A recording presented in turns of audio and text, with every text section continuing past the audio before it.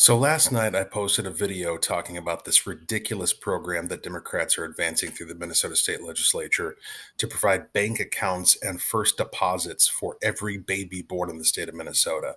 And I talked about the fact that this is basically just an example of their ludicrous and simplistic idea that giving money to people will automatically result in them having a better life, regardless of their values, practices, and behaviors.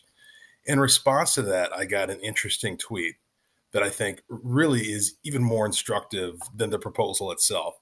And that's this one here, where the guy says, there wouldn't be reason to give people money to survive if a small fraction didn't hoard necessities, commodify life, and require them to pay up or die. Safe and secure shelter, universal health care, nutritious food, clean water, healthy planet, blah, blah, blah, blah, blah.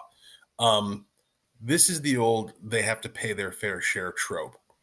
And what I find fascinating about it is that if this is in fact the problem, if the problem is that there's a small fraction of people who are hoarding all the resources and keeping the rest of us from being able to succeed, why is the proposed Democrat solution raising $2 billion worth of taxes on you, on me, on the poor? Because that's what they're doing. They're raising license tabs and fees. They're raising taxes. They're creating a tax on the deliveries of packages to your home, on the deliveries of food to people so that they can eat. Okay. These aren't taking money from the rich. This isn't eating the rich. This is eating you. That's what they've proposed. To the degree they are going after the rich, they have a proposed fifth tier income tax, which is a brand new tier of tax in the state of Minnesota, targeting folks who make over, I believe it is $1 million as a married couple. So I guess we can define that as rich. But you know how much money is going to be raised by this new fifth tier income tax? $500 million.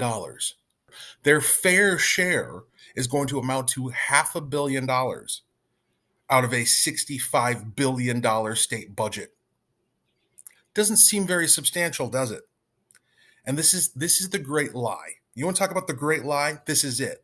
The idea that the rich are out there hoarding everything, and we just need to raise taxes on them, and we'll suddenly be able to afford universal health care and every other commodity under the sun handed out left and right to every person who needs it. It doesn't work that way. This money comes from you. You want to know how you know that it comes from you?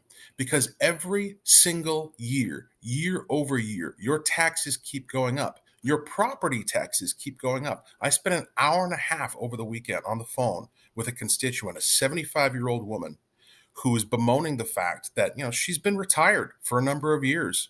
Not as many as you might think at the age of 75, but she's retired now and she's on a fixed income. And her property taxes have been going up $500 a year, year over year, for as far back as she can remember. And the reason for that, it's not just inflation. Inflation is not the primary cause of that. The primary cause of that is that there is a shift in tax burden from the federal and state level to the local level in the form of what's called unfunded mandates. That's where, folks like myself in St. Paul down in the Capitol, we pretend that we're accomplishing something by ordering the local municipalities, the school districts, the counties, the cities to do it, and then not providing them the money to do so.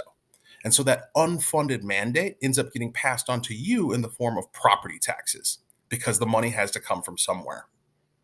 Okay. You are the one who's being asked to pay your fair share, not the rich. And there aren't enough rich around to make up the difference, as noted by the fact that, as I said, a fifth tier proposed income tax is only going to raise $500 million to contribute to a $65 billion budget. The sheep that need to be sheared in order to provide for all the goodies are you and me, not the rich. We need to fight back against this nonsense, and I'm asking for your help to do so.